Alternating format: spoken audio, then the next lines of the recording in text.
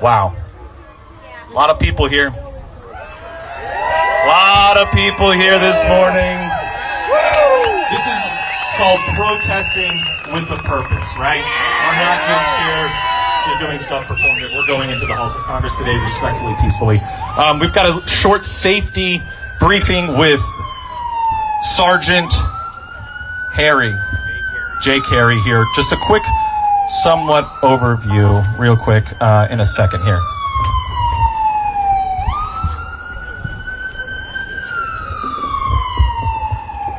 All right, here we go. Hand it over to the sergeant. All right, let's... 1 second. Hurry up and wait. You know, you know. I sure did. Right on, thank you. No, don't say that yet.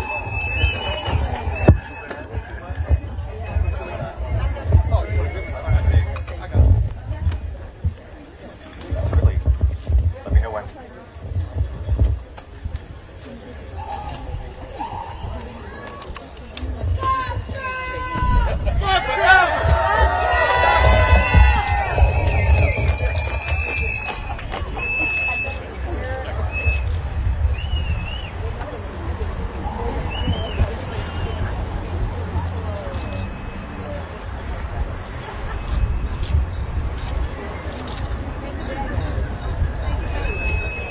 Good?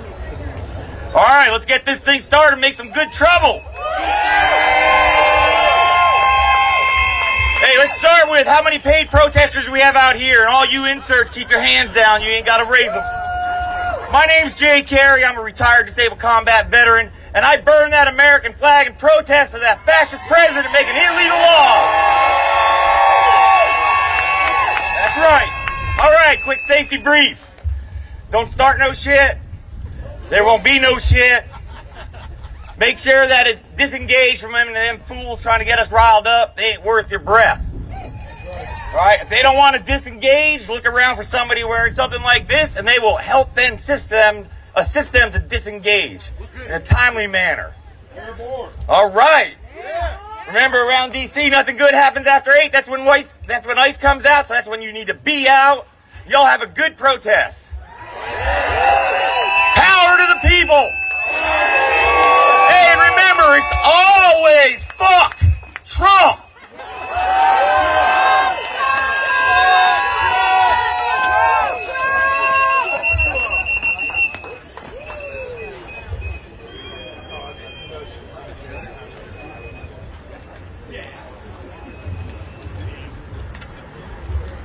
Folks, our first speaker here.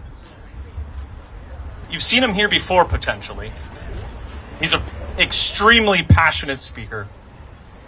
His name is Carlos Alvarez Araños, and he is the founder of American Opposition. Let's give it up for Carlos!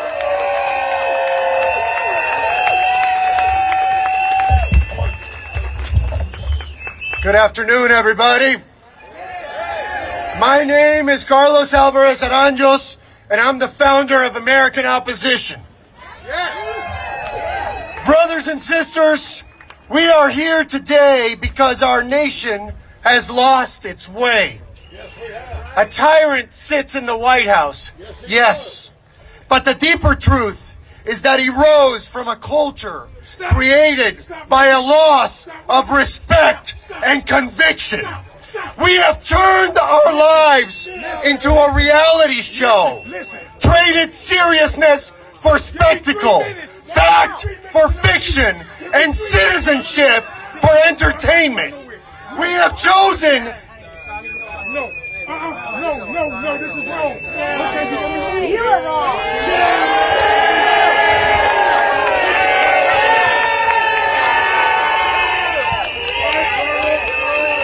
All right.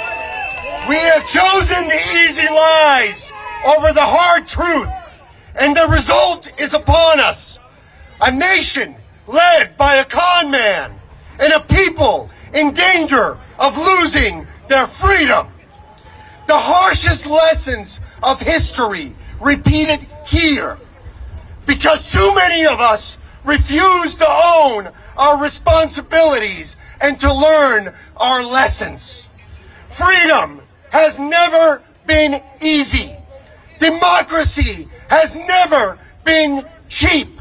Citizenship is not a slogan or a post or a vote every 4 years. It's work, it's responsibility, it's discipline. Upholding the hard way over the easy way. Holding others to account. Too many of our fellow citizens have betrayed us by seizing the easiest shortcuts, abdicating responsibility over themselves and each other, taking the good without also assuming the bad, and allowing themselves to be charmed by the most obnoxious joke ever told, Donald Trump.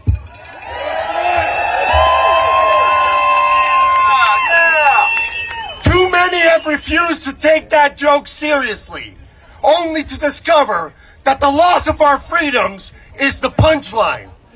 Donald Trump is a mirror that reflects our moral decline. He is greed without limit, fame without merit, and power without responsibility. He mirrors a people who are too spoiled, seduced, and angry to build a better future together. He is the worst of us, and we have elevated him to our highest office. And we must never forget that that is on us. We have to hold ourselves accountable for that. We have to own our share of that responsibility. We have to figure out how we allowed this to happen, and we have to learn from it so that it never happens again.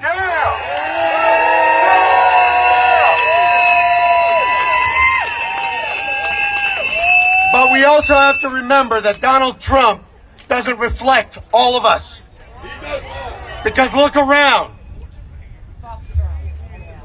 Everything that's wrong with America can be fixed by what is right with America. Look how many good people live here. How much we've built. How much we stand to lose if we allow this tyrant to continue. That's right. Most Americans understand that the value of life comes from our collective investment in each other, that we are nothing alone. Most Americans understand that no tyrant can stand against the people who remember their power. And most Americans respect the generational endowment. They know that when it comes to freedom, we must never make exceptions. That preserving it is more important than our lives. That's right. We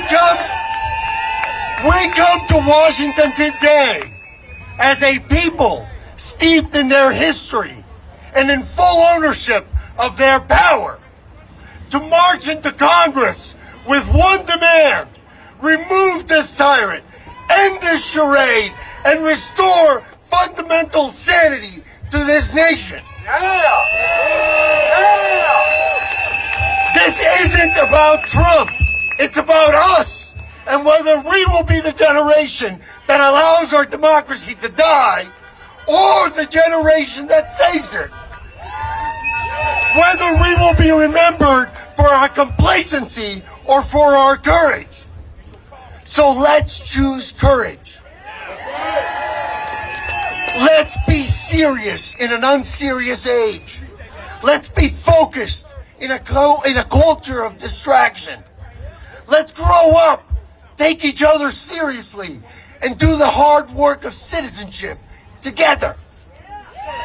And when our children ask us what we did in the time of crisis, when our nation teetered on the edge of tyranny, we won't say we scrolled or vaped or waited for somebody else to save us. We will say that we stood up and earned our nation.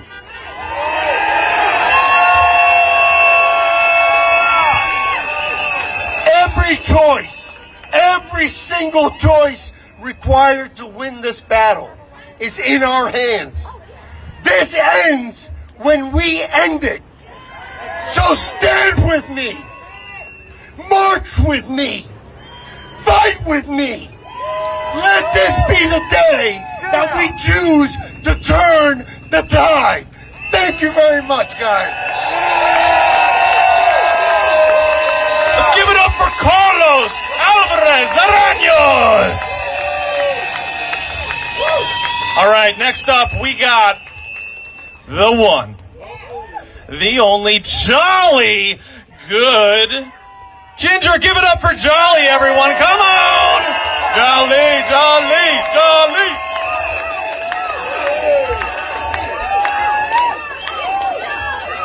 I want to say, first of all, on a Tuesday morning after a Labor Day weekend, it's hard to get anybody to come outside and do anything, so thank you all for being here.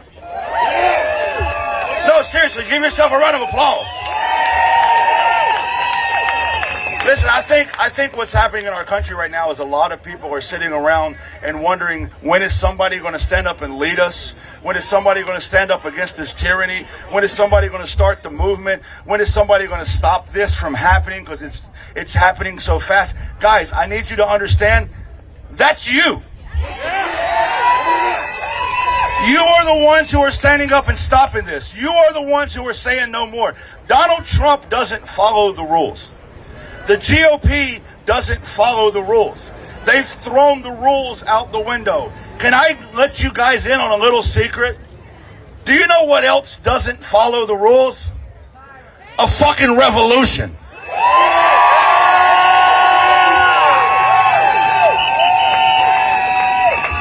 If you want to do this shit by the book, I'm not your guy. If you want me to follow the rules, I'm not your guy. They say that Donald Trump would rather burn America down just to roll the ashes. Well, Donald Trump, I'll be the motherfucker to burn it. Because I'm not going to let you come in here, burn our democracy. As veterans of this country, we were told we're fighting for freedom. We're fighting for the First Amendment. I just watched 3 people this week get arrested for the First Amendment. We're fighting for the Second Amendment. Well, that's cool. You can carry guns if we like you. We're fighting for the 14th Amendment. That's cool. An executive order said that doesn't exist anymore. We're fighting for the 4th Amendment, but they've been violating people's right to search and seizure since ICE started their bullshit in January. We were told we were fighting for a constitution that you are not respecting, so let's fucking burn then.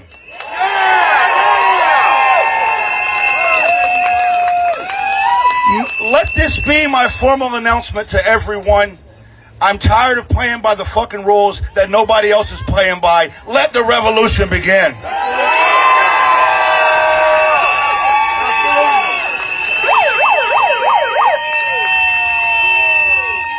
The veterans you see out here today, we're not leaving Union Station until the military occupation of D.C. is over. We will also be spreading what we're doing to Chicago and New York and Baltimore and anywhere else that he wants to bring an occupation to. Because you can't occupy the streets that we own, motherfucker.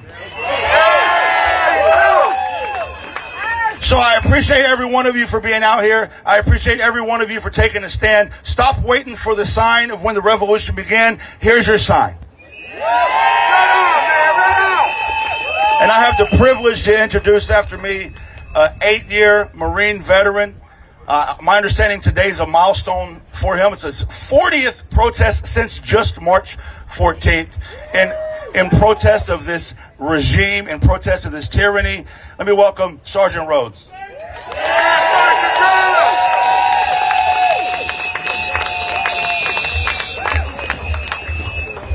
All right, I'm Sergeant Rhodess, U.S. Marine Corps combat veteran, and I don't do speeches. But I got some fucking shit to say if you want to listen. Nobody is coming to save you. You're going to save yourselves, or you're going to keep bringing people with you every time you stand up.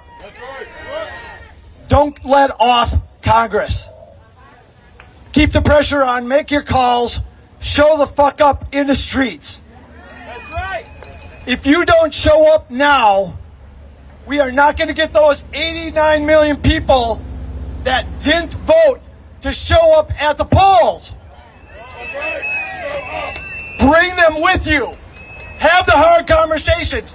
They don't like what they're hearing, what's going on in this country. Bring them to a protest. They have to start showing up. We have to save ourselves. As Jolly's just said, we are starting a revolution. We are done being fucking nice. Your voice is no different than mine. Except maybe I dropped a few more F-bombs. But fuck Donald Trump. Fuck these fascists. I am so sick of turning on the breaking news and crying from the shit that I'm seeing in the country that I fucking fought for. If you're sick of it as well, I need you to keep pushing the message that people need to show up. And they need to start doing it now, because we won't make it to midterms unless we slow these motherfuckers down. This is how we do it. Build your fucking community.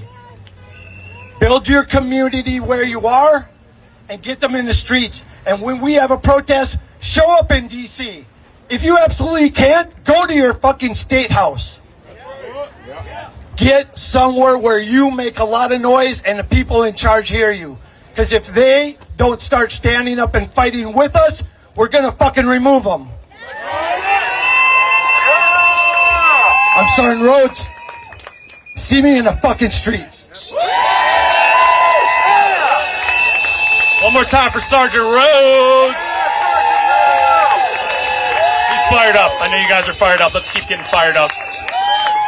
We've got our next special guest. Not really a guest. She's a guest. She's been here a few times. The one and only Jessica Denson. Now let me say something about Jessica here, okay? I got to know her the past few months. She's the real deal. She cares about people. She cares about this country. Empathy is strong with Jessica Denson.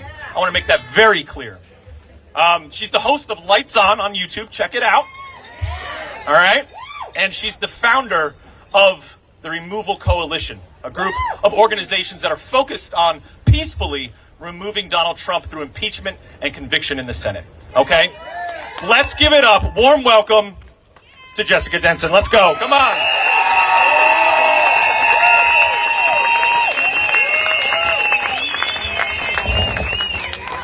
Are we ready to remove the regime? I gotta tell you, we are in the streets all the time. We are so tuned in. We are not sleeping on the death of our democracy. But I just want to give you some international perspective this morning. I had already one story I wanted to share with you, but I got a Lyft ride from a man from Pakistan this morning. And he's like, yeah, in America, you know, people, they show up in protest. They think it's a picnic. They think it's a party. He's like, in my country, they show up. They want solutions. The government listens to them. Americans need to demand solutions to this tyranny.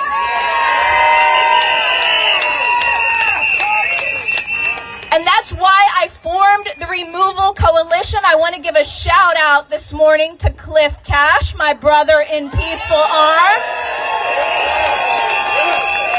Cliff and I have been on these streets since it was bitter cold and we couldn't feel our feet in January, demanding that the representatives in this building who took an oath to defend the Constitution against all enemies, foreign and domestic, reject this illegal presidency, this insurrectionist in chief. So we've been out here since January, had the Veterans March in March, and we were just tired, both of us, tired of seeing protests without a point. I'm sorry, we cannot stand here and just kindly, nicely, pleasantly, prettily fill the streets while Donald Trump sabotages and destroys American democracy. We have to put an end to it!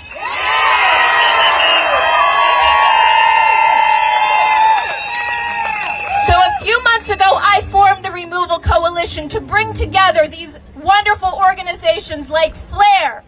like citizens impeachment, like 5051 DC, Los Angeles, Alabama, like the People's Think Tank who just joined, like Sons of Liberty and our amazing veterans in the progressive space, to show the media and by extension Congress, the people, the public servants that work for us, that we are demanding impeachment and removal now.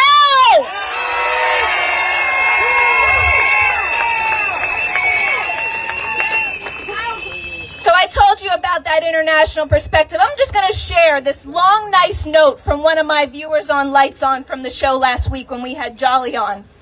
He said, I'm a Copt, indigenous Christian from Egypt, who escaped long ago and first found refuge in Europe, where I worked for many years as a journalist in the Arab press. Throughout these years, I always looked up to the United States as the symbol of freedom, democracy, and justice. Eventually, I made my way to what was once the great America, a nation I believe represented the highest ideals of human dignity and liberty.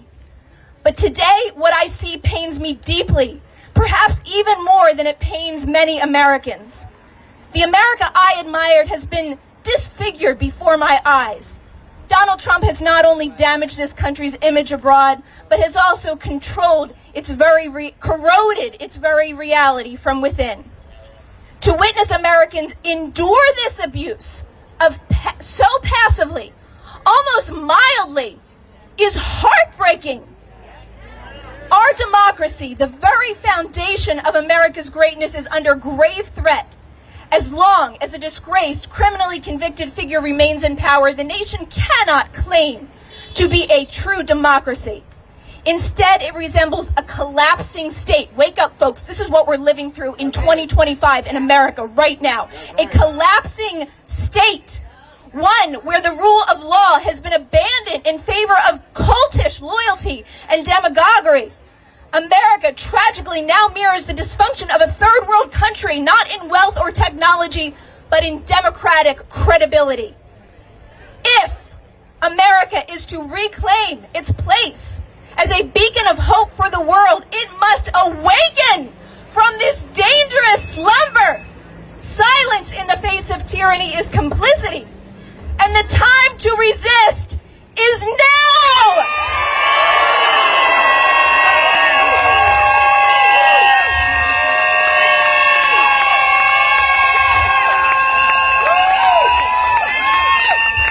So in a moment, my friends, we're going to hear from a man who has become a friend, one who is unique, almost solitary, of the individuals in that building, who is leading in the way we need them to lead right now. We either have a constitution or we don't, as my friend John Boniface says. We either have an impeachment clause or we don't. If we are not using the constitutional remedy for a tyrant in this moment, we are losing our Constitution right before our eyes. I know that there is leadership in that building on the Democratic side that does not want to hear about impeachment. Don't touch the conversation about impeachment till the midterms. Oh, no. We're going to threaten some of our more vulnerable members.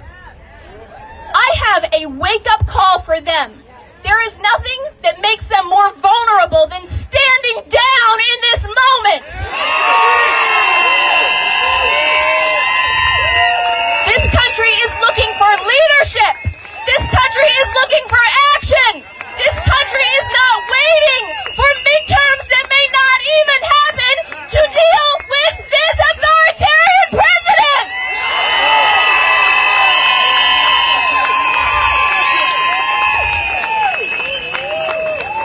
I want to share one other quote that I love a lot. I've shared it with my viewers on Lights On several times. This is from an article in the early 1900s.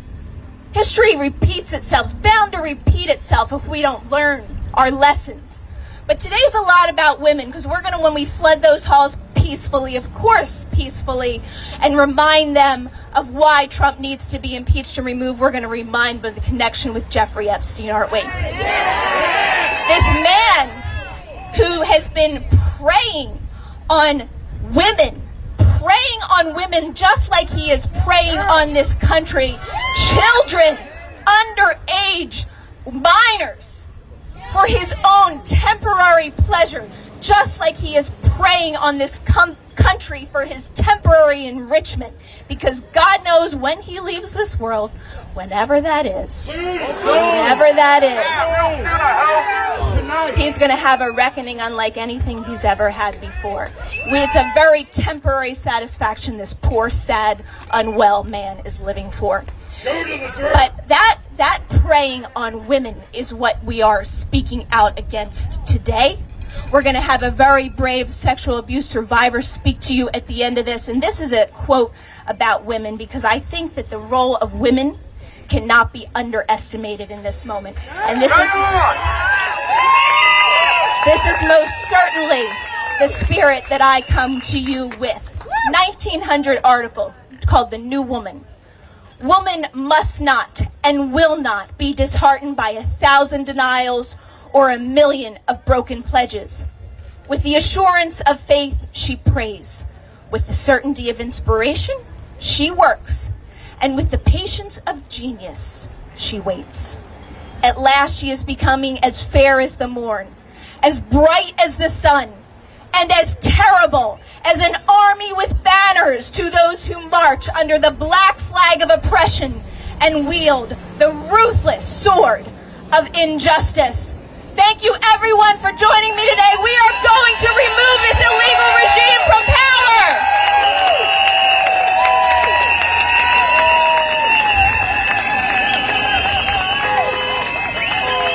Now, please join me in welcoming a man who the last time he was on this stage in early June made a commitment to you that he would force an impeachment vote by the end of the month. And he honored that commitment. How rare is that in this city today? Please join me in welcoming the inimitable Representative Al Green.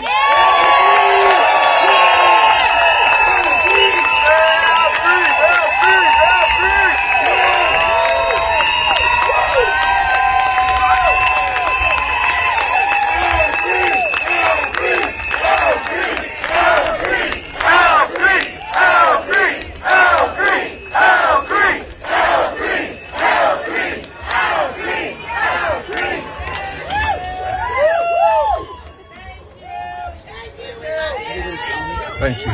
Thank you very much, everyone. On yesterday, I celebrated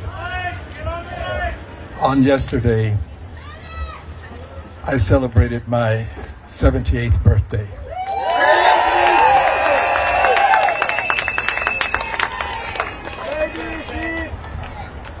I love my country. I love it. I have seen in my lifetime the March on the Mall with Dr. Martin Luther King. In my lifetime, John Lewis at the Edmund Pettus Bridge. In my lifetime, I've seen people make great sacrifices. Schwerner, Goodman, and Cheney. I've seen injustice overwhelmed with justice.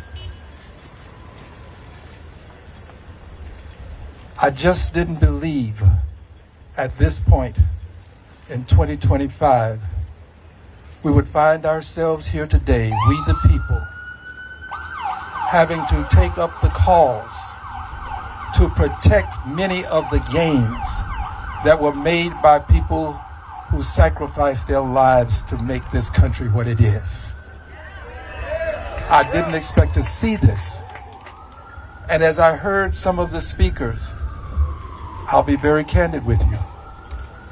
I had tears to well in my eyes. Yes, I feel you. I did. I heard their words, but I felt their sincerity.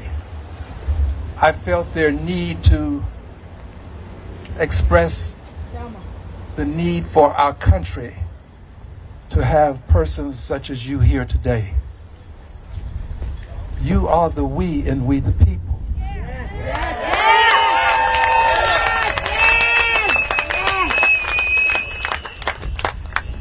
And you are making a difference. So my first point that I will make is to the press. What press? The press. We are the press. The press, excuse me, the status quo press. You're doing the country a disservice. That's why I say what press? The status quo press. You're doing the country a disservice. You need to show the anger that is being expressed today. People need to know that there is anger, and they need to hear it. You have a double standard. Donald Trump can use profanity. He can say ugly things, and you carry that. But you will not let the righteous indignation of the American people come through. It's time for the press to end the double standard. It's a double standard.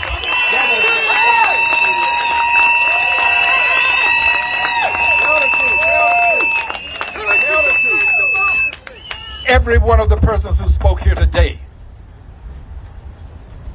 spoke with intentionality that embraces a reality that too many persons don't want to confront. They were simply saying, "Not on my watch." That's all they said.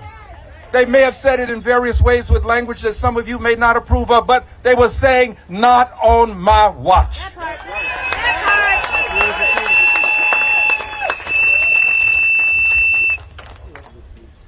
I have to give you an example of how the press has a double standard. I regret to use this example because I'm a part of it, but I have to use it.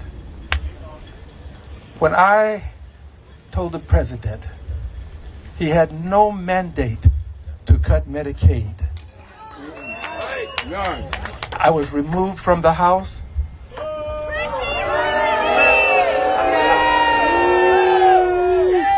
I was censured.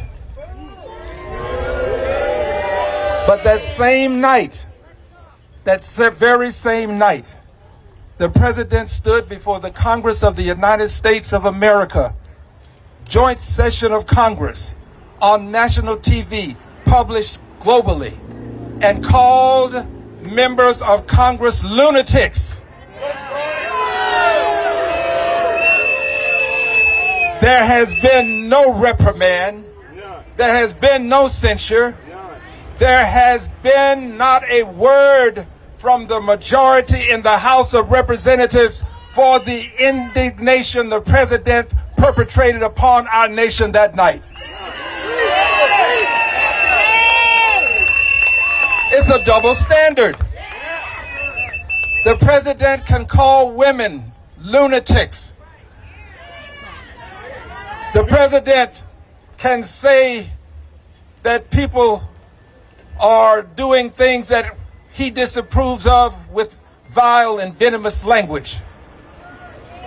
But when the people respond, it is muted. The press has got to allow the voice of the American people to be heard. It is as valuable as the voice of a president who has demonstrated that he is unfit to hold the job of President of the United States of America.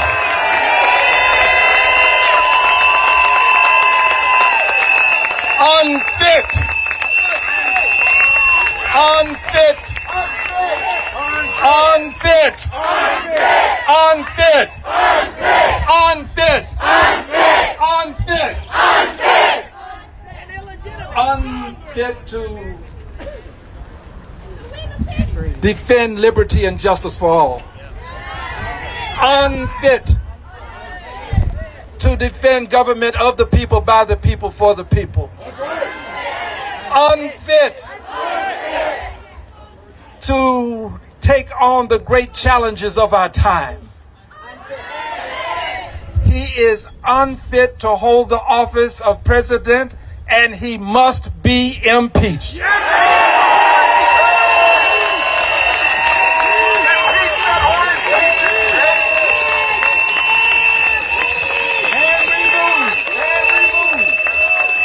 And removed from office by the United States Senate that failed to do his job when he was last impeached. He must be impeached again, and he must be removed from office. The United States Senate has to do his job.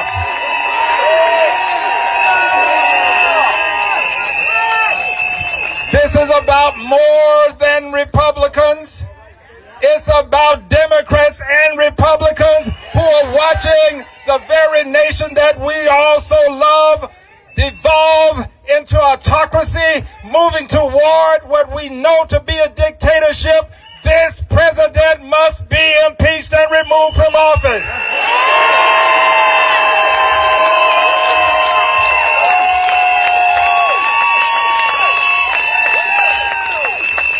Doesn't matter what your party affiliation is. Doesn't matter whether you're left, right, or someplace in between. Everybody ought to want to protect the country that has made it possible for us to have freedom of speech, freedom of assembly, right to vote.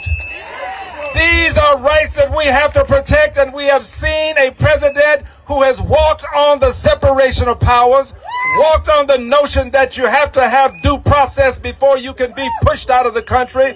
We've seen what he will do, and we know now that he can do what he tried to do before, and that is stay on after his term of office is over.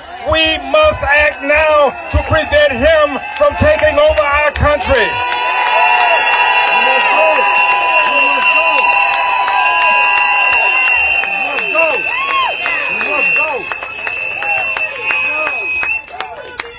So let me pause for a moment and say this. There are veterans here. There are veterans here. When you see a veteran, just know that you see a person who signed on the dotted line and said, I'll do whatever you'd call on me to do. Sometimes that means going to distant places. Many times you don't come back the same way you left. Some don't return at all.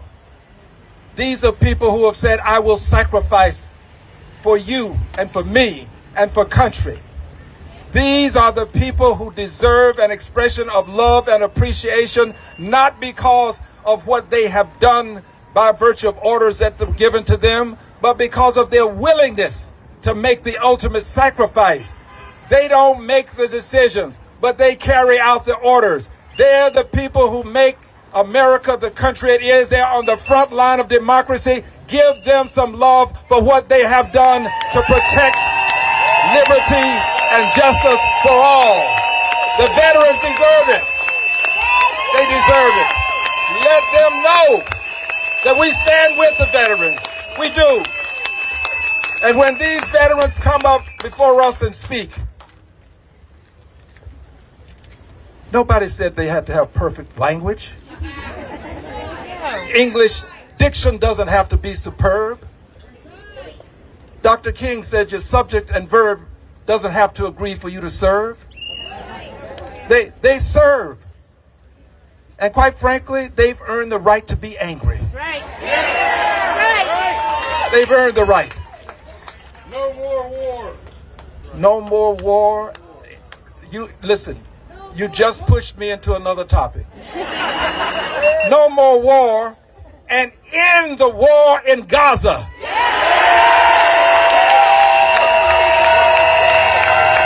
it now. End it. Stop killing babies. What is wrong with us? We are looking on national TV at ethnic cleansing. We see collective punishment. We see this appearing live on national TV, and we won't call genocide genocide when we see it. This is genocide.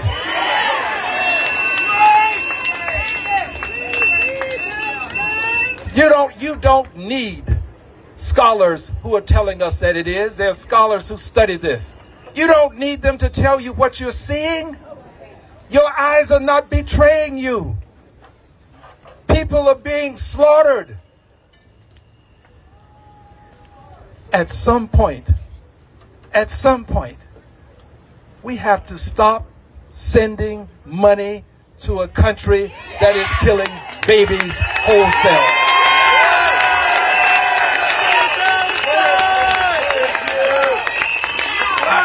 I don't know who said that, but you put this speech before me today. I wasn't going to. I had a lot of other things to say, but I've got to tell the truth. I've got to speak the truth. If you know the truth, they tell me it'll set you free. So let's set some souls free right now. As long as the United States of America keeps sending munitions, keeps sending money so that munitions can be purchased, this war will continue. It's time for our country to say to Mr. Netanyahu, sir, we will no longer fund your killing babies and innocent people.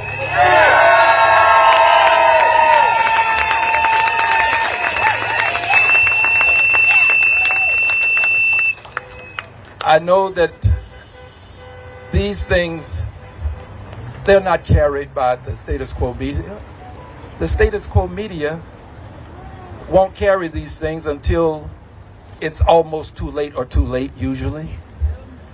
And when they do, they will act as though all that we see only started when they started to say that it exists. That they won't give Jessica the credit that she deserves for what she has been doing. They're not going to give Dave the credit that he merits for what he's doing. And they're not going to give you credit. It only starts when they say it starts. When they say it's time to impeach, that's when impeachment will start for the status quo. But I want you to know this. Hold on. I am building a record in the Congress of the United States of America for posterity. I am adding to that record the names of the organizations that are part of this movement for freedom, justice, and liberty for all. I'm adding the names of the people. The record will be there so that those who look through the vista of time and look upon this time will know that the movement started with we, the people, here, now, and before, when others decided they were going to protest. We, the people, started the movement.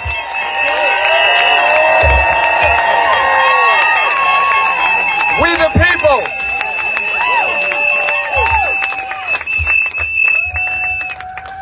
And friends, when the president decides that he's going to stay beyond his tenure in office, not whether, when he decides, and when the Supreme Court won't take the proper stand, and when the Congress won't take up the cause, when these institutions designed to protect liberty and justice for all fail us, then, my friends, we the people will have the last word. We the people. We the people. We the people will have the last word. We the people. We the people. We the people will do what those who came to Plymouth Rock did. Protest is as old as the Pilgrims landing at Plymouth Rock. It's as old as the farmers bringing their tractors to Washington, D.C. to protest what was happening to their farmland. It's as contemporary as Dr. King standing in the shadow of this very place that we stand to give his very famous I Have a Dream speech. Protest is what got me to Congress. If they hadn't protested at the Edmund Pettus Bridge, I wouldn't be in Congress, because it was President Johnson that was able to sign the Voting Rights Act because of that protest movement. John Lewis told me he thought he was going to die on the Edmund Pettus Bridge. Yes, Johnson signed the Voting Rights Act. He signed it in ink, but it was written in the blood of the people on the Edmund Pettus Bridge. We the people. That's how I got to Congress. Public housing. It was after Dr. King's assassination that the president was able to pass housing laws that benefit all Americans. Yes, it was signed in ink, but it was written in blood. It was written in blood. The blood of Dr. King. His demise. Read the history. It was his demise that it gave the president the authority, the power to get the housing laws passed. Remember, it was protests. And when protest occurs, I want you to know, I've been there. I will be there. I'm going to march with you today.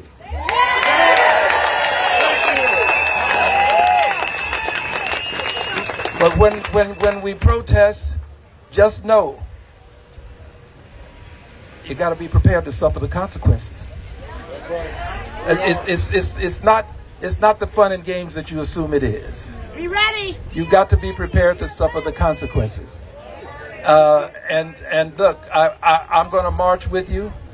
I will tell you that I'm going to march peacefully, but my presence and your presence is what makes the difference.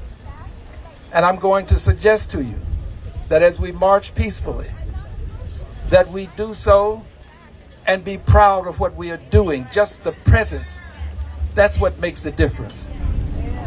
The presence of this peaceful protest is going to make a difference. So I close with these words.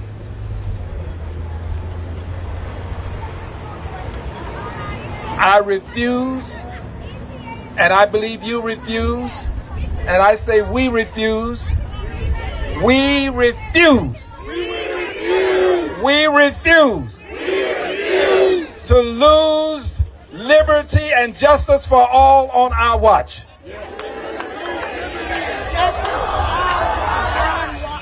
We refuse to allow an authoritarian president to destroy the Constitution of the United States of America. We refuse to allow him to take over cities with his military. The military belongs in the place where it can protect the country from outside forces. You don't use it willy-nilly every time you think you ought to just have the power to use it. You don't do that. You don't do that. We all want to end crime. We want to end crime, and if you really want to end crime, put police on the street. You can put the police on the street. If you want to end crime, help people get jobs. You don't find many millionaires robbing local food stores. Help people get housing. You have to have wraparound services. You don't end crime by simply putting police officers on the street. There's more to it. I say police communities and do it fairly and do it righteously. But I also say make sure that you have the other services there so that people who need things won't feel compelled to do other things to get these things that are dishonest. Let's take the job seriously. Let's be serious about ending crime. So let's Mr. President, if you're listening, what you're doing is a temporary solution at best. It's not even a solution, but it's temporary. It is temporary. Let's talk about doing something that's permanent. Let's talk about the $1 billion that you're withholding from Washington, D.C. Let's talk about funding police departments around the country. I'm not opposed to sending police into places and if they're behaving in a righteous way. But I am opposed to your trying to convince people that what you're doing now is going to be permanent. It is not permanent. It is at best temporary, and it is more than that. It is you showing that you can use the military now so that you may have conditioned us such that we will accept your using it later on. And we won't accept that. We won't. So, are we ready to march? All right, we've got a few more speakers to hear before we do it, but I want you to know that I will march with you, and I love you. I love my country. I will not allow America to be lost to a dictatorship on my watch. God bless you. Thank you. Thank you.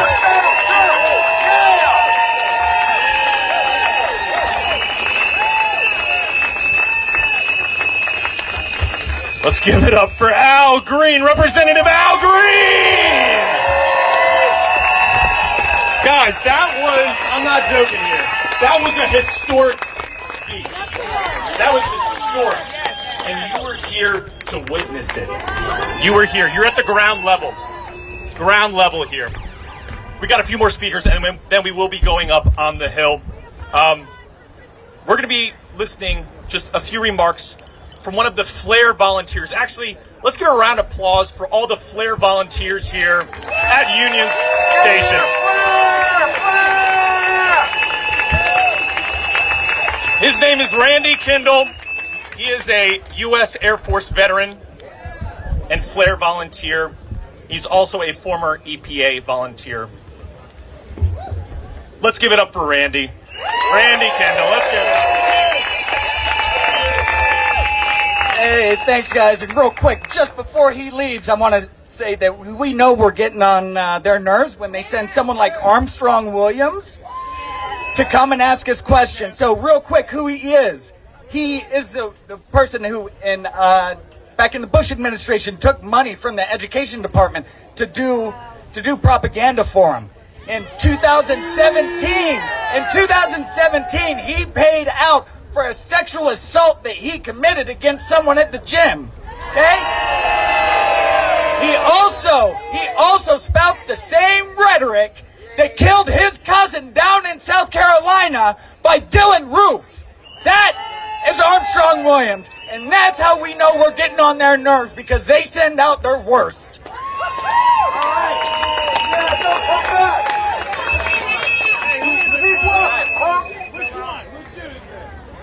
All right, thank you. Thank you all for being brave with me here today. Again, my name is Randy. And I'm one of the many founding members of FLARE. FLARE stands for Liberation and Resistance Everywhere. We take that E really seriously. Okay? So I'm a dad. I'm a veteran. I'm a worker. I'm a wobbly member of AFGE up until this week. And I'm a former EPA employee in the Office of Environmental Justice, where I was the only DEI hire as a disabled veteran. Okay? I want to take a second to really thank the volunteers and the folks of FLARE who've been out here since May 1st with a 24/7 presence. Okay? There's been 120 days of people out here. Okay? We're made up of people from all over the country, some of whom have quit their jobs just to come out here and be part of this historic movement. Thank you! Yeah. Now we're joined by Jolly and the Veterans Group, Remember Your Oath, who are also 24/7 presence. Please thank them.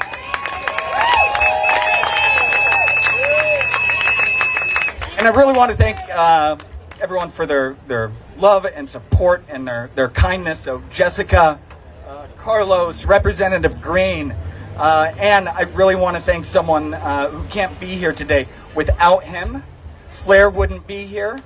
Without him, this wouldn't be happening. Cliff Cash. Everyone say hi to Cliff Cash. Cliff, we love you. We're thinking of you. Thank you so much. Right off, Cliff Cash.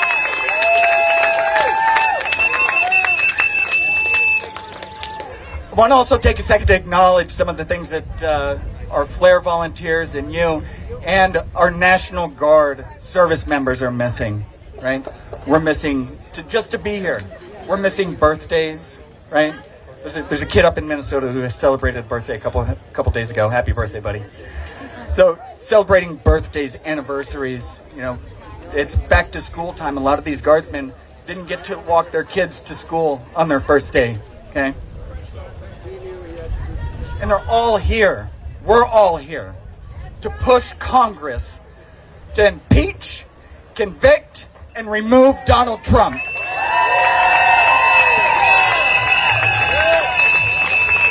Since the beginning of Flair, we've made a loud and proud presence here. We don't hide who we are. We don't hide what we do. When we go over to the Heritage Foundation, we want them to know. When we go visit the White National Church over on Pennsylvania Avenue, we want them to know that we're there. When we go over to Fox News, we want them to know that we're there.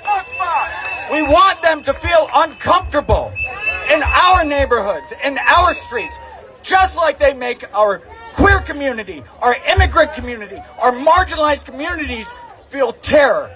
Okay? We are not gonna do that. We will protect our communities. Yeah. So Matthew 7:12 tells us to treat others how we want to be treated. They've shown us exactly how they want to be treated. Right? And if they take that as a threat, you need to do some pretty hard self-reflection and change. Right? As an American and as a veteran, I'm appalled by what this administration is doing to our National Guard. What Trump and the rest have done is create a false narrative of crime and corruption, blame a marginalized group,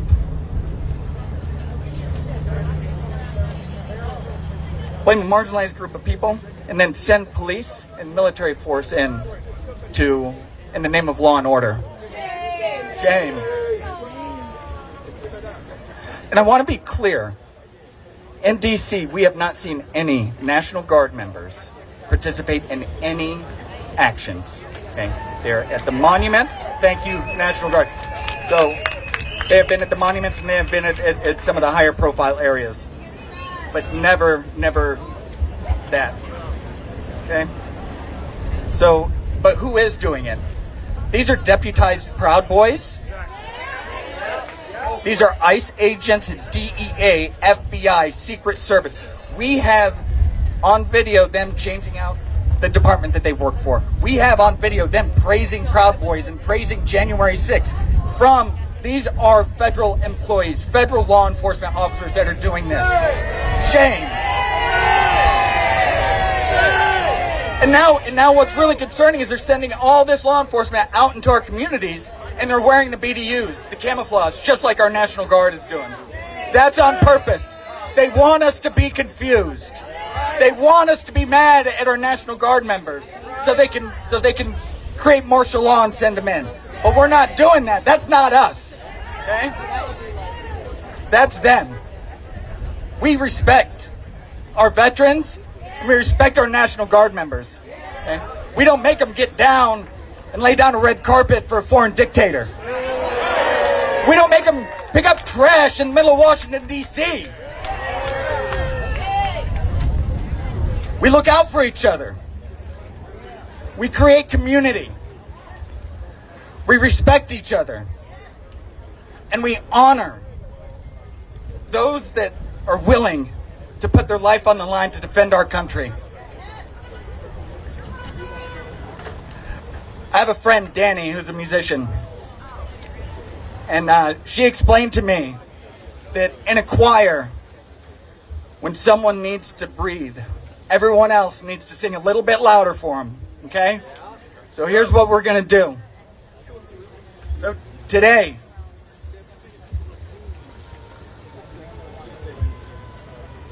I want you to sing a little bit louder for our vulnerable communities, okay? I want you to sing a little bit louder for our queer communities. I want you to sing a little bit louder for our sexual assault survivor communities, okay?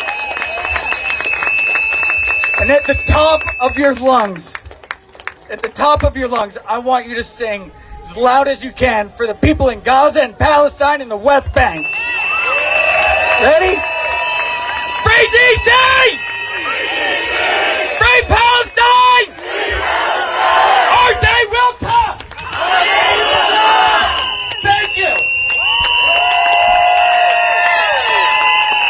Let's give it up for Randy! Watch the passion here!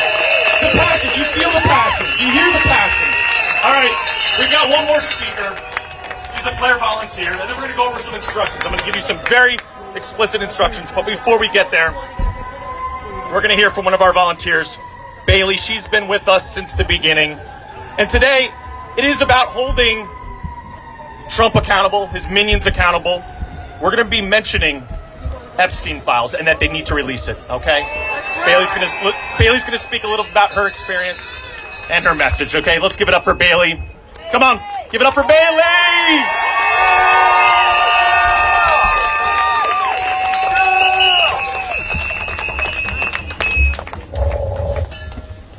Hello. Thank you for giving me a few minutes, and I am going to be brief. This was a last-second decision because I wanted to speak on an issue that's incredibly important to me. I'm not just standing here as a hopeful yet angry citizen, but as a survivor of multiple rapes. I use the word rape rather than the term sexual assault because I believe it's important that we name such horrific acts. I will not use language to make unacceptable violence more digestible. Statistics tell me that around a third of the female-bodied individuals here today are likely survivors as well. Perhaps you, like myself, felt the same very particular sense of sadness and betrayal when POTUS was first elected. I remember going to my therapist and starting to cry before I could say a word. She simply gave me a knowing look and told me, every rape survivor that I see has come in here feeling exactly the way that you do right now. It was hard to comprehend. Not that so much of our country didn't care to hold a history of rape against someone, but that they felt it to be such a widely acceptable perspective that a rapist was elected president.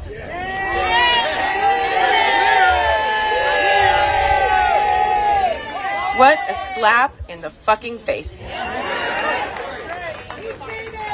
This complete disregard for the severity of the pain that survivors feel is one that we see throughout U.S. culture.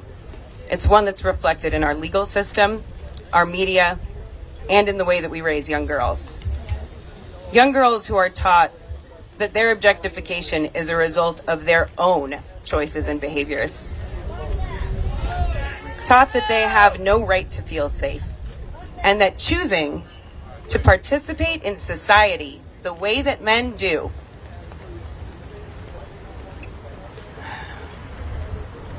is a sacrifice to their ability to claim that right to safety. Taught that they're prey. Unfortunately, they're often viewed as such. However, not by any fault of their own.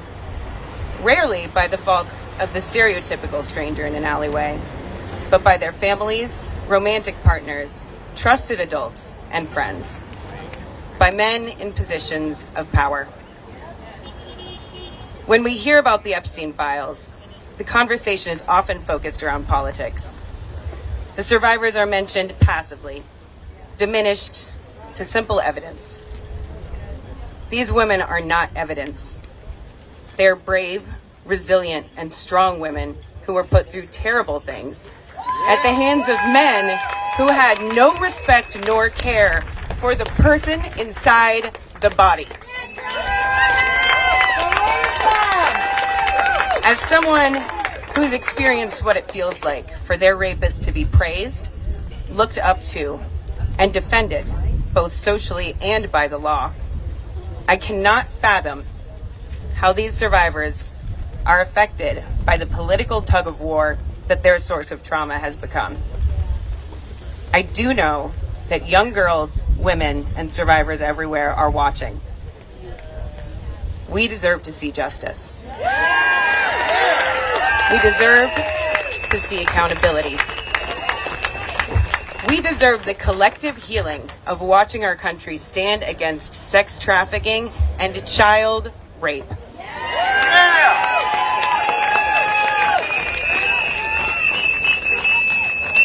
Congress left early for summer recess to avoid facing this complex, yet very simple issue. So I would like to send a message to the members of Congress who are not present, should footage of today find them. We are not going anywhere. We will continue to exercise our rights and assert ourselves in protection of our Constitution and our country. And we will continue to hold you accountable to the many issues at hand, including your responsibility to encourage the executive branch to release the Epstein files.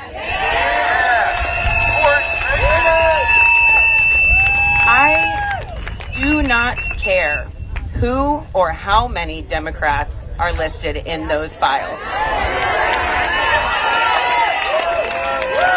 I am not a Democrat, and my intolerance for predators is not partisan.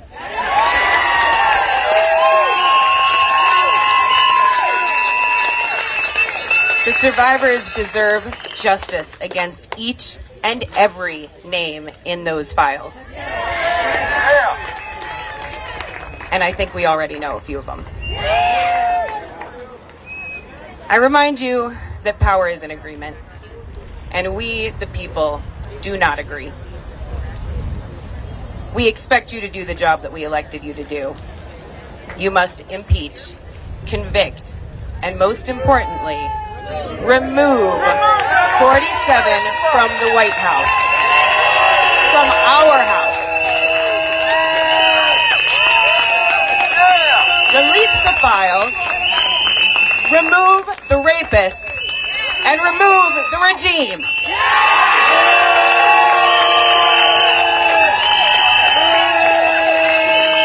Thank you for being here today from the bottom of my heart. And thank you for listening. One more time for Bailey, folks. The courage on display is inspiring. One more time for Bailey. Come on.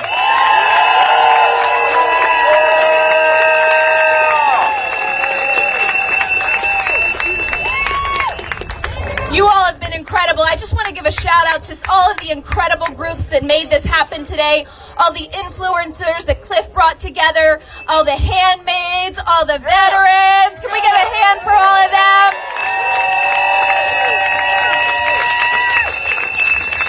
We have a lot of people here today, so I have to ask you all a favor. I need you all to get out your phone if you don't have it out already and type in impeachtrumpagain.org. impeachtrumpagain.org. My friend and Rep. Green's friend, John Bonifaz, president of Free Speech for People, has had this petition out since January 20th, when he committed the first impeachable offenses of this second illegal administration. It is almost to 1 million signatures. We need to get it over the line.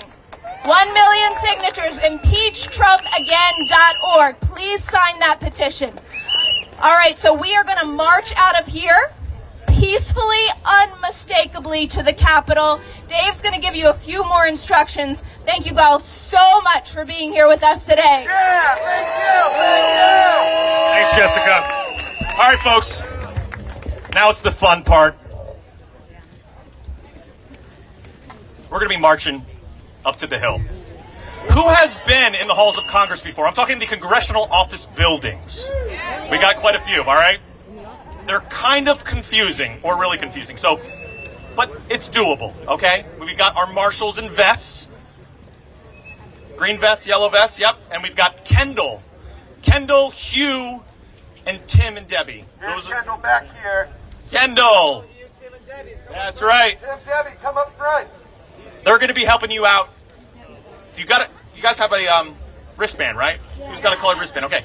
At any time, there's going to be some amendments to how we're walking up, so disregard that. We're actually, since we have Al Green, Representative Al Green, he's going to be able to get us straight to where we're going. Seriously. Seriously, he will. He's got superpowers, obviously. But a couple things. I want to make sure that this is abundantly clear to everyone. Do not disrupt congressional business. Stay on the sidewalks and off the roadways. Do not block entrances or exits. Listen to the Capitol Police when they give you an instruction. And we will not be participating in civil disobedience inside Congress today. Maybe in the future, who knows, whatever, if that comes to that. But not today, okay? Remember this, that the messaging is simple and clear today. Two things. There's a lot of things we can be demanding of Congress, but the two things today are release the Epstein files. Yeah, release them. And impeach, convict, and remove Donald Trump. Oh, yeah. Those are the two messages today.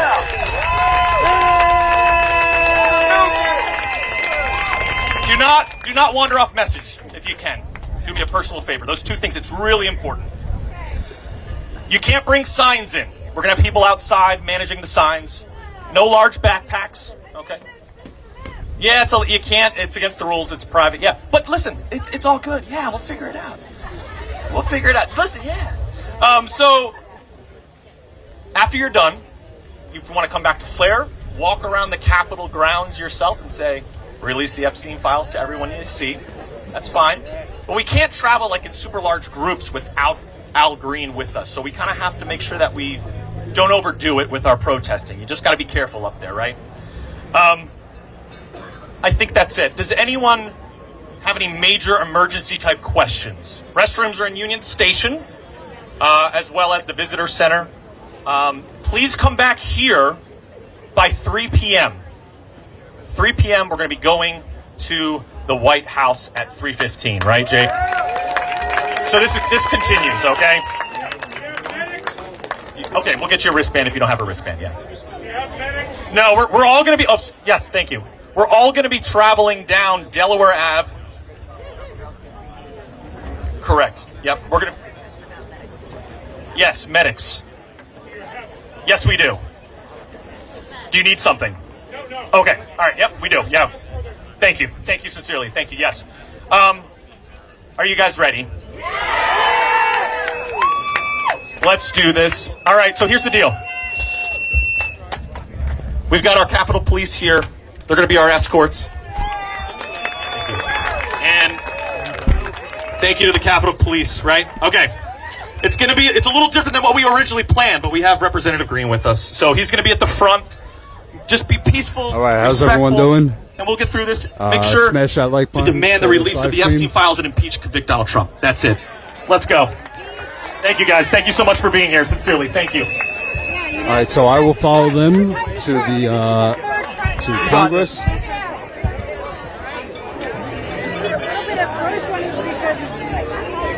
For those who can't see the crowd, I would say there are a few hundred people here. You're a natural for this role. There at the pledge tent, be like, hey, listen, I'm putting this here.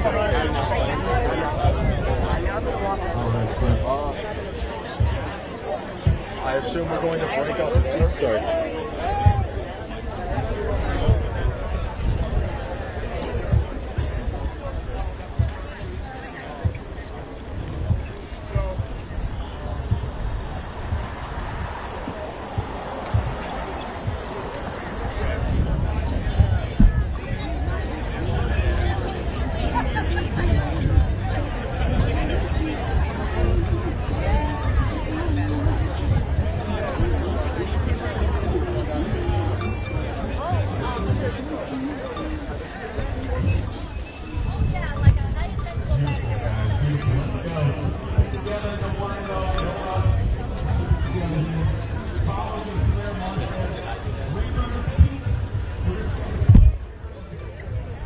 Alright, a little bit of breaking news I have to announce here.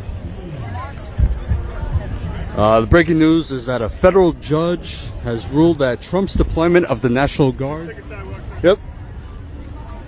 Trump's deployment of the National Guard in LA in June was illegal and has placed a temporary injunction against Trump's National Guard in LA. And also 2 p.m. Trump's going to be making an announcement. I believe it's going to be regarding the Department of Defense. He might be changing the name to Department of War. So that announcement will be at 2 p.m. And if you are not yet subscribed to our channel, subscribe now. We are almost at 500,000. Yeah, subscribe. You get the notification for when we go live. I'm going to be live again at 4 p.m. today outside the White House. This morning I covered the veterans from here marched to the Capitol, and they marched around it, and then they came back here. So I got some videos to post. We'll post that later, so make sure you subscribe to our channel. And let's follow the march here.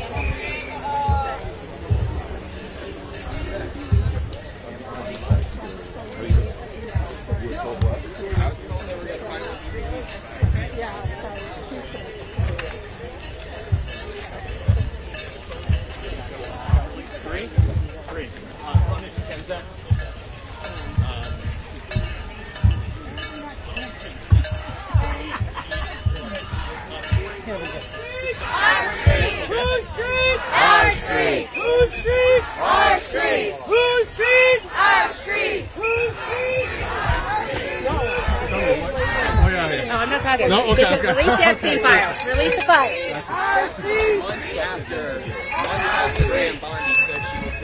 streets. Our streets. Our streets. Our streets. Our streets. Our streets. Our streets. Our streets. Our streets. Our streets. Our streets. Our streets. We're walking to the Capitol now. All the protesters here. We're so proud of them. Free DC! Free DC! Free DC! Free DC! Free DC! Free DC! Free DC! Free DC! Release the files! Release the files! Release the files! Free DC! Free DC!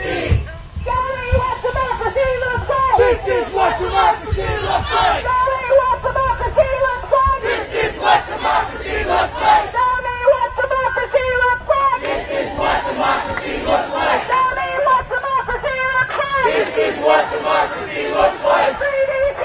Free DC! Free DC! Free DC! EOT! EOT!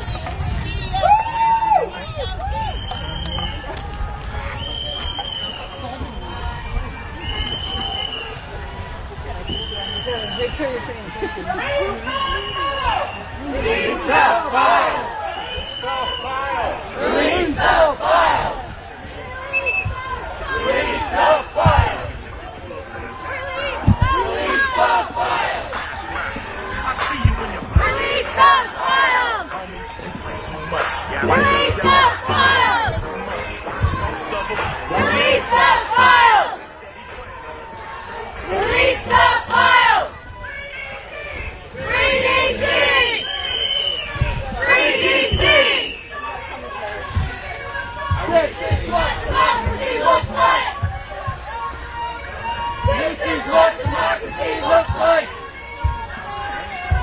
This is what democracy looks like.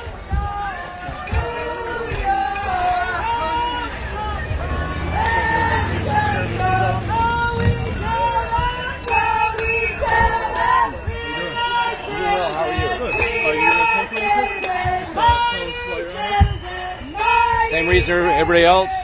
How do you feel about what Trump's doing with the military, National Guard, the federal agents on the streets, kidnapping people? Yeah, I'll speak to that. I'm a veteran, and I think it's absolutely shameful and disgusting.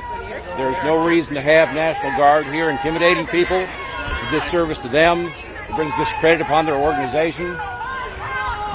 Attempting to stifle First Amendment rights is unacceptable. They need to go home for themselves and for us. And MAGA was, they always champion themselves as the fighters of free speech and, the rights, freedoms.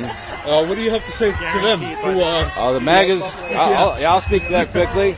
The MAGAs are all about their own rights, but nobody else's. And that's where they're wrong. Unacceptable. And what would be your message to the National Guard soldiers who are just following the orders?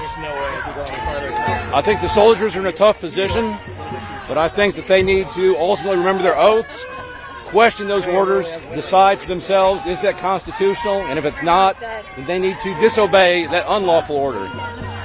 So says the UCMJ. That's what needs to happen. Thank you very much. Thank you. Absolutely.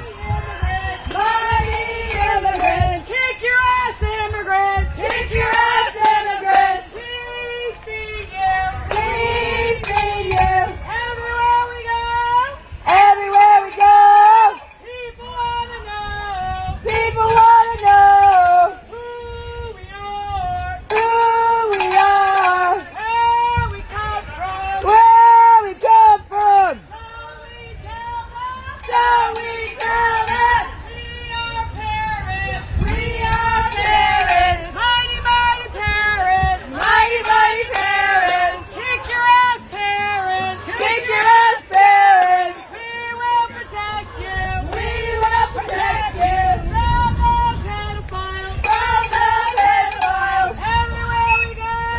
everywhere we go, people wanna know, people wanna know, who we are, where we come from, how we tell them, we are workers, mighty, mighty workers, mighty, mighty workers, we will protect you, from the pedophiles, from the pedophiles.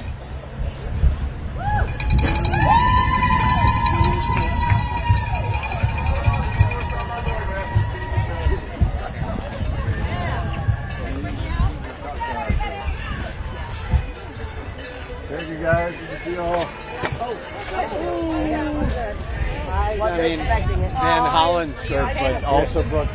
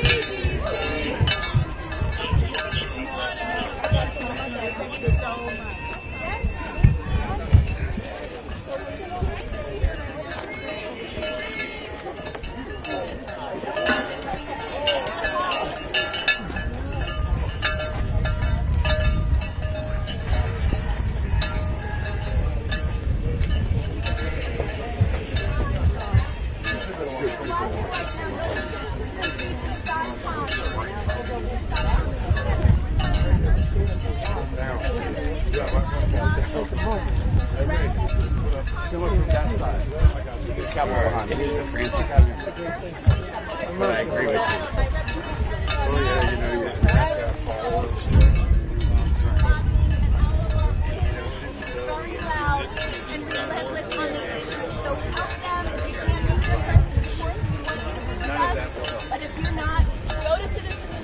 This is Malcolm S. Ritchie running for the U.S. House of Representatives in the Ohio 6th District.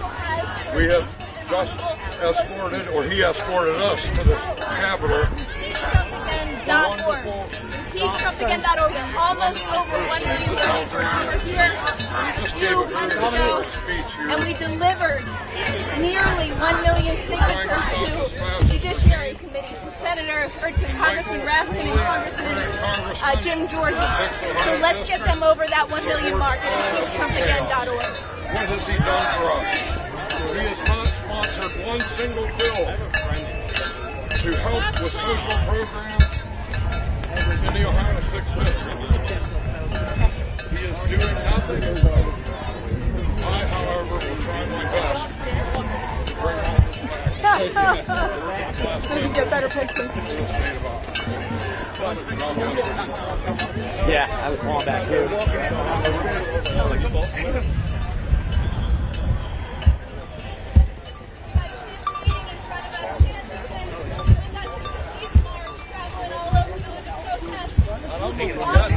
Content creator making a documentary called Days of Dissent. Thank you so much, Chance, for your work with us. Thank you all.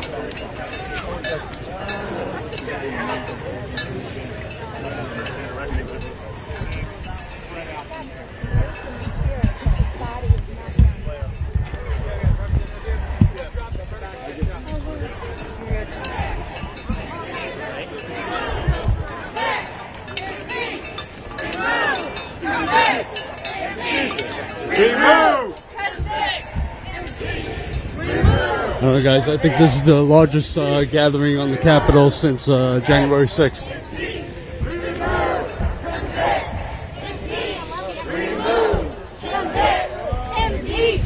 Remove, convict, impeach, remove.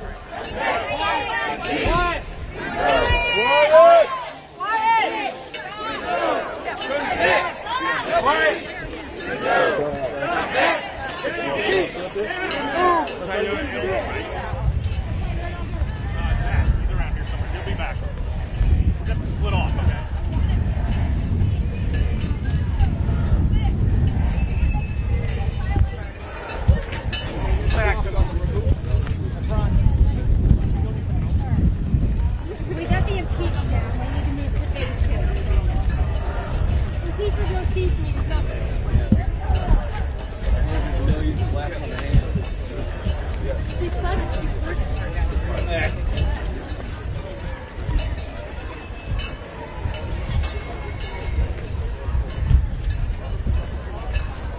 He's got to have a makeup artist for his face.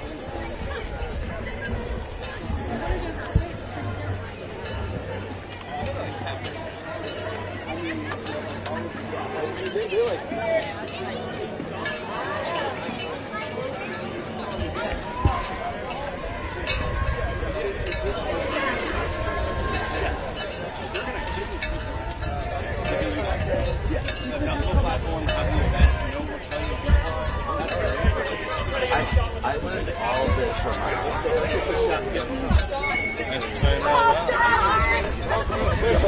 All right, look at that shirt. Is that Egyptian cotton?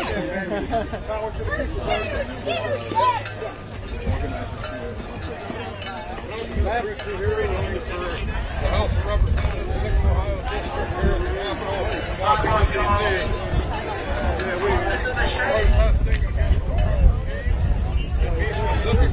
Protesting against the war of peace, specifically protesting against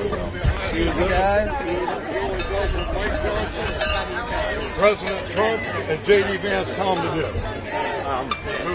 At one time, I would have been the one. Impeach! Remove! Convict! Remove! Convict! Impeach! Remove! Convict! Impeach! Impeach! Remove! Convict! Impeach! Remove! Convict!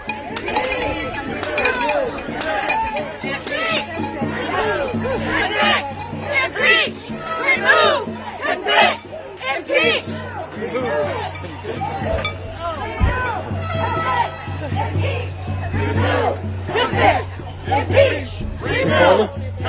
Is this your father? Is this your father? father? Yeah. How would he feel about what's happening in the country now? My dad is no longer with us, sadly. How would he feel? He was a patriot. He would be disgusted by these fascists that he fought in World War II. Huge sacrifice on all of their parts. He'd be right here with us. Right. Yep. And tell me more. Yeah, she released the Epstein files. Do you think this what Trump's doing now is all a distraction from the Epstein files, from the collapsing economy and everything else that's going on? Yeah, it's all a joke. Bad joke. Yeah. Thank you very much. Thank you for taking time. All right, so I think they're going to station here, and then they're going to split into groups. So they're splitting into groups to get into the congressional buildings. Some people have wristbands. This is redacted. Only 1,000 CIA agents go through it. The movie's now.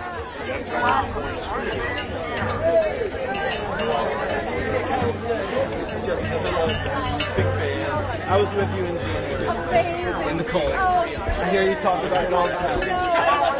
I'm always glad that I'm part of that group. Chuck. Alright, become white important to do that. It is important to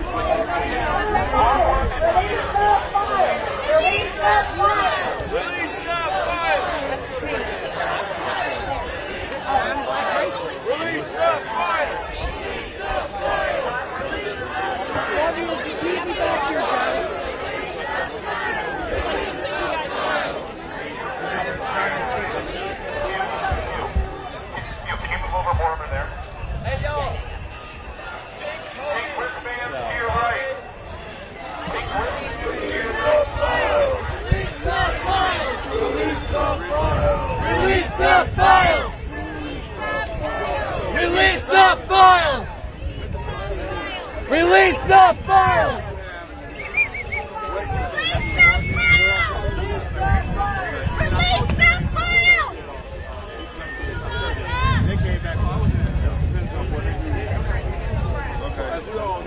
Head this direction if you're going to go into Congress. Head this direction. Any color, head that direction, they'll tell you where to go. Head that way. Sorry. Everybody find your wristband color. Pink is over here.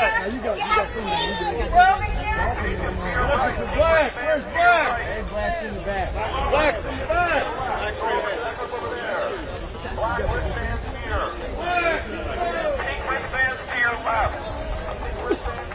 If you have a pink wristband, pink is over here.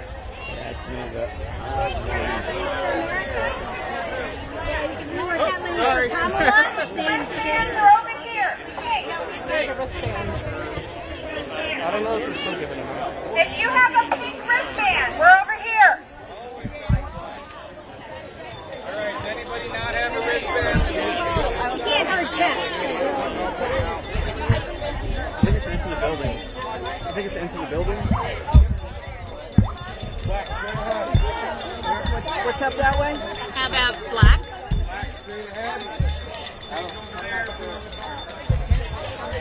All right, so they're splitting into groups. Each group is going to go into a different building. I believe they said there are about 400 offices that they're going to go to in the congressional buildings. So they are splitting up into teams to get to all the offices, all the floors, every office in the building. Black wristbands here. Black wristbands here. To your right is the pink wristbands. Blue wristbands here. Who needs a wristband? Great. Just pick one. Just pick any of the three groups. Yep. If you don't have a wristband, just pick a group. Black right here. Black is right here. Black Longworth here. Where's blue? Blue is over here. Cannon. Blue is Cannon. Black is Longworth. Pink is Rayburn. Does everyone Alright guys, have smash that like button, share this live stream. I'm going to get some more That's okay, find views. any group then. Yeah. Which one's Rayburn? 'Cause that's one. Rayburn is pink right here. Hugh, get on your bike. Okay, sorry. Blue, Cannon. Nice song. Blue, over there. That was a great song. Hey. What's that? Oh, yeah, sure. So I see you sign out there. So you sign? To your left. Oh, sorry, to your right. If you're walking in, pink is to your right. So tell me, what do you think about everything that's happened in DC? Oh, I think this is great. I wish the turnout was a little bit greater.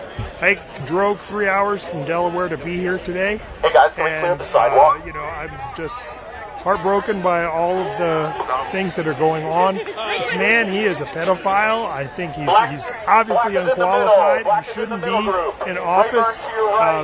And the people that are keeping him in business and have designed the Project 2025 are really ruining this country. It's really awful. And I have grandchildren, I have kids that are older, and, I want a better country for them than this. And this is something that scares the hell out of me. And it scares our family. And we know people that have been picked up. We've seen people picked up where we live. It's pretty awful. And when you think that it's just, it's not the way that the country that I grew up in, and I'm really disappointed that 77 million people voted for this dictator, this horrible man, cheated on all of his wives, cheated all of his clients and his people that have worked for him. Cannon is to your left, blue wristband. Billions to your and billions left. of dollars here in the country, and going into his own pocket as president of the United States. It's unheard of. Rayburn is pink to your right. It's terrible. And do you think the Democrats are doing enough?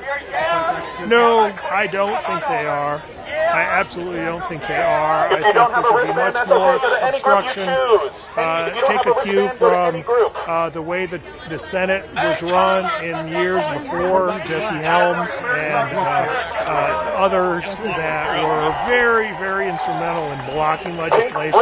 And my senators, I'm going to be talking to them today because I want them to block, to do whatever they can. They're Democrats, but I want them to do whatever they can, short of laying down in front of the tanks, to keep this,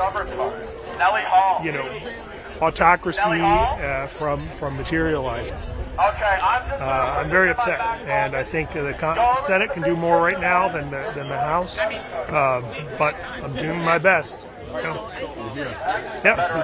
Well, thank you very much for taking the time. Yeah, appreciate it. Yeah, thank you. And we are on Status Coup.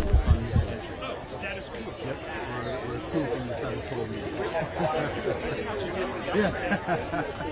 Hey, what's your name? John. John? I've seen that Status Coup many times. Okay, cool. My name's Malcolm Ritchie. You mind if I get you on camera? No, please. I'm campaigning. I got to get all the campaigning I can get. Tell me about it. Name's Malcolm Ritchie. I'm a retired Army reservist. Went to Iraq 3 times. I did retire as a lieutenant colonel, fortunately. And I'm also a lifelong railroad employee, retired from the railroad. I'm running for the U.S. House of Representatives, 6th Ohio District.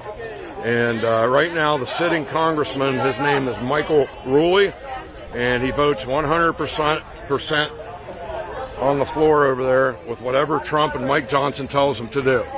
Now, he's been in office for, I think, well over a year and a half. He has done absolutely co-sponsored no bills for any programs to help people in the 6th Ohio District, which is basically, if you go from Youngstown, Canton, down to Marietta, that whole part of the state is the 6th District, 11 counties. The only 2 bills that Michael Ruley has sponsored is, one of them is House Resolution 3929, which takes, if it passes, takes all online federal excise gambling taxes hundreds of billions of dollars a year and gives it all to ICE. Right now it goes in the general fund. He sponsored this bill to go to ICE. What does that have to do with the Ohio 6th District and the immense poverty, unemployment, hopelessness, addiction, and alcoholism in the Ohio 6th District? Michael Ruley doesn't give a shit. Because if it was me going into office there, which I hope to be there in January of 2027, the first bill I'm going to sponsor is to put money into social programs to help impoverished working people in the 6th Ohio District. The second bill that he introduced, which is completely insane, he sponsored a bill to make it a national holiday the day that supposedly Donald Trump got a piece of his ear shot off. It's the most outrageous bill ever seen on the floor of the United States Congress. This is the kind of people we have representing us. And this isn't me. I got here through all these people. I started with the Sons of Liberty official, and watching Big Sarge, I got hooked up with Sons of Liberty. I decided to run for office. I got hooked up with Jolly Ginger, Army Overlord. They put this all together. Jessica Denison, Cliff Cash. Representative Al Green has been our champion since the very beginning, all the way back to the March 14th protest. And on March 14th, you know what the Republicans in Congress did? They did not reappropriate the PACT Act for veterans. Burn pit exposure victims and Agent Orange victims all the way back to Vietnam. When that money dries up, those people that were getting 20, 30% disability or whatever for burn pit exposure, when the money dries up, that's going to be taken off their monthly disability checks until we go back in and put money back into it. Okay? It is insane what's going on. It's an insult to veterans, and we're not even just focusing on veterans. It's an insult to the Latino community in the United States, what they're doing. It's a catastrophe. And I could go on and on, but yeah. Excuse me? Yes, I'm retired Army Reserve. So what's your feeling on Trump using military bases as internment camps? It's something that was alluded to in Rec CD4, which was a subject of conspiracy a lot in the 80s. It's an atrocity. And the people that started the conspiracies when it really wasn't happening at first, see, everything is projection with these people. Everything that they say they're not doing, they're doing. So if you go back to the QAnon and all of that movement was authored through, really, originally, yes, it was other people, but guess who took QAnon over and used it? Michael Flynn. Michael Flynn turned QAnon around into a weapon that the Christian nationalist right could use to put Donald Trump into office and all these Republicans in Congress to institute Agenda 2025 with all the votes and policies that they're doing it now. It's throwing women's rights down the toilet. It's throwing the black rights movement, which Al Green earlier today said how much sacrifice that people gave to get the Civil Rights Act of 1964 passed and the Voting Rights Act by President Lyndon Johnson. You know, it was decades and decades of suffering among black people. They're trying to throw it down the toilet. You know, they're taking brown people, whether they have work visas, asylum visas, green cards. They are snatching these people and no one even knows where the hell they're going to. It is concentration camps. Putting people in cages because of where they come from and the color of their skin in a nation that is 100% immigrants. It is the most insane, tragic things that are going on that bring people here. You know, the people that come here have hope to fight back without violence. That's why I'm running for Congress, because what is the alternative if we don't win the 2026 midterm? You know, I don't want to contemplate what's going to happen. And you got National Guard on the streets, not trained. They're not trained like the DC police are to deal with urban neighborhoods. What if they go into one of these neighborhoods, they're all carrying pistols, and some 22-year-old kid from Louisiana who lives out on a farm gets riled up and panicked dealing with urban neighborhoods where people will be in your face screaming and yelling at you. Now, if you watch the DC police on videos, most of the time they deal with it every day. They're calm, cool. They talk people down, and they know how to deal with people because they are the police that have worked here for years. These National Guard, all it takes is one person to panic and fire his pistol at a civilian, and all hell's gonna break loose. So all of this is a mistake of a dictator who thinks that he can put his boot on the people of our capital, because it doesn't matter where you come from in the United States, this belongs to us throughout the United States. It doesn't belong to those Republicans sitting in there on their ass doing nothing unless Trump or Mike Johnson tells them to do it. So you got me riled up. You got me riled up. Conversation. I thought that was a good question because Rex 84 was, essentially turning internment camps or turning military bases into internment camps to put American citizens or others in there.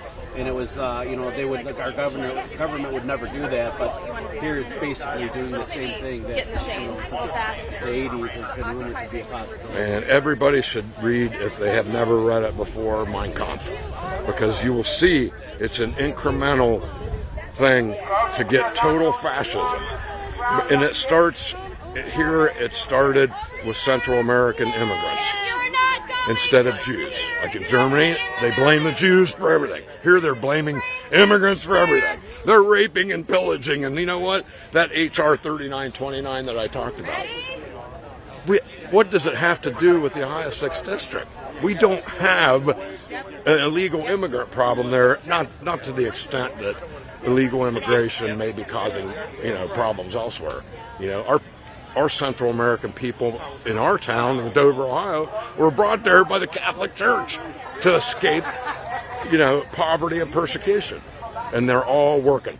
They're all going to the Catholic Church. They're religious people. They're family people.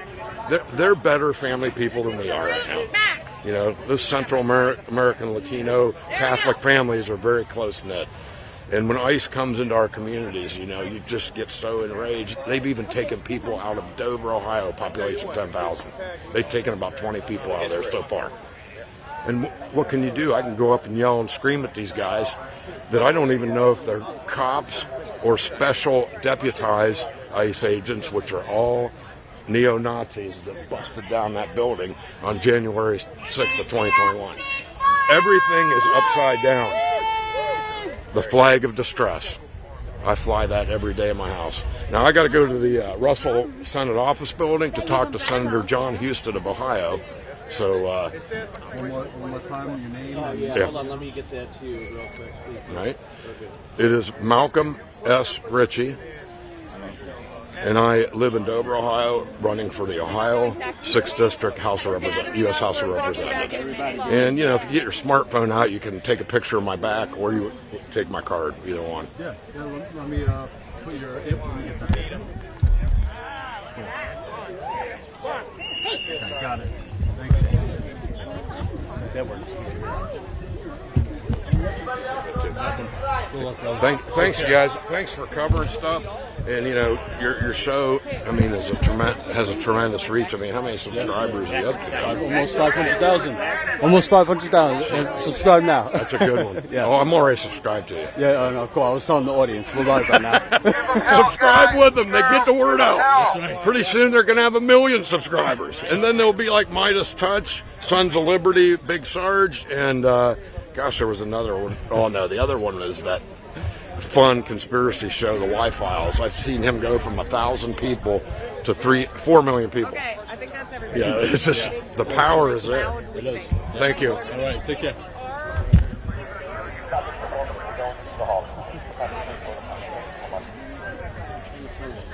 I'm going to go. Nice to see you again. Nice to see you. Yeah, no, absolutely. I'm going to go to the Russell building.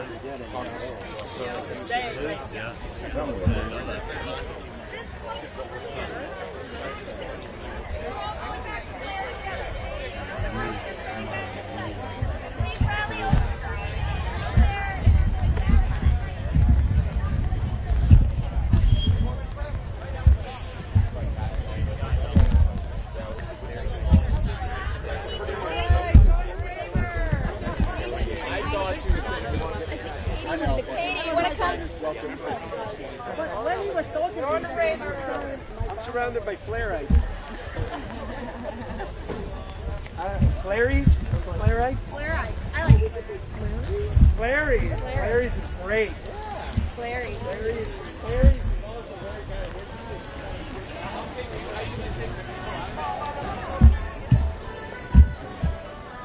Let's go right here.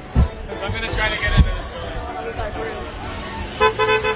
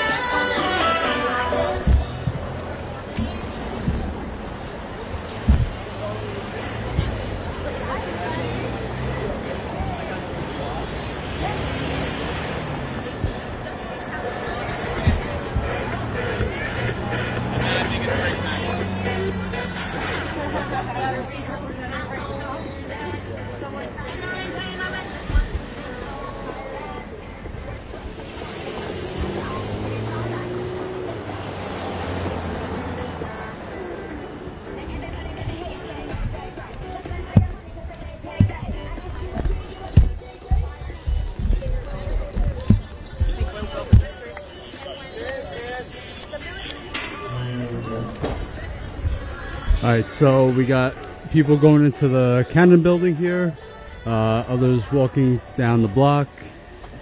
This building, Longworth building. Rayburn is this way. Broadcasting from that balcony right there. Rayburn is this way, Right right? up there. Yep. I would ask you to stretch it out. That's Cannon.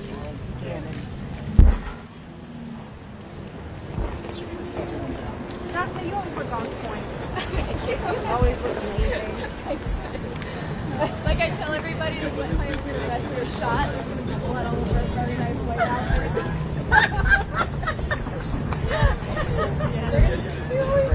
Yes, down the hill and to the left. I love the handmade like this. Dad? So are we allowed to keep our own? I didn't know. I just my mom.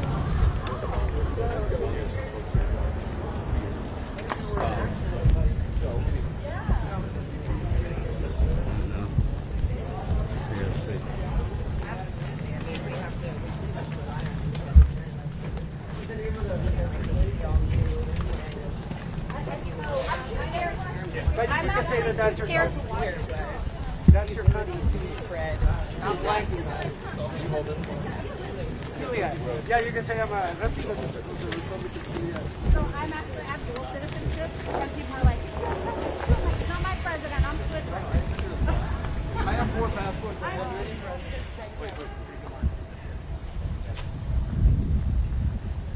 Alright guys, I'm going to cut it here because I got word about an ICE raid nearby. So I'm going to cut here, try and get to that. So make sure you are subscribed so you get the notification for when we post videos and go live again later today at 4. Yeah. Let's get we need the address. Alright guys, I'm checking out. I'm signing off now. Subscribe. We'll be back live again at 4.